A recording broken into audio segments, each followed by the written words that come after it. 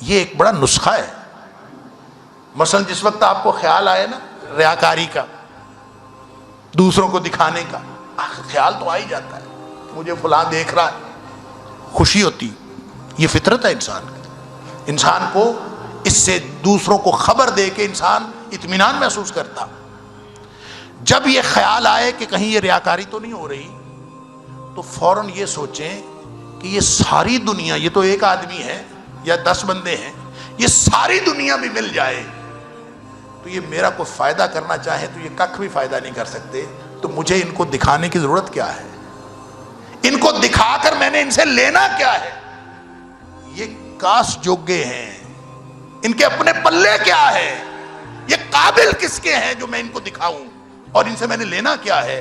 مجھے عطا کرنے والا تو میرا اللہ ہے، میرے فائدے کرنے والا تو میرا اللہ ہے.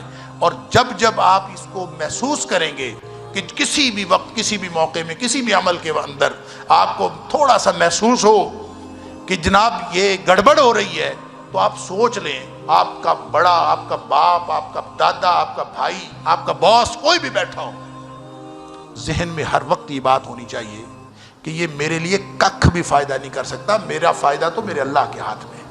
ریاکاری کی سارے امکانات فوراً ختم ہو جائیں گے جب آپ یہ سوچتے رہیں کہ میرے اللہ کے علاوہ میرا کوئی فائدہ نہیں کر سکتا. تو کسی دوسرے کو دکھانا نہ دکھانا برابر ہے.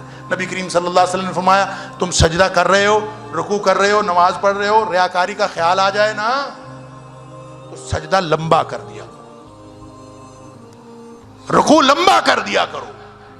اس لیے کہ جس کے لیے کر رہے ہیں نا، جس کو دکھانا ہے، اس کے لیے اور زیادہ خلوص پیدا کریں، اور زیادہ دعائیں کریں، اور زیادہ عاجزی کریں.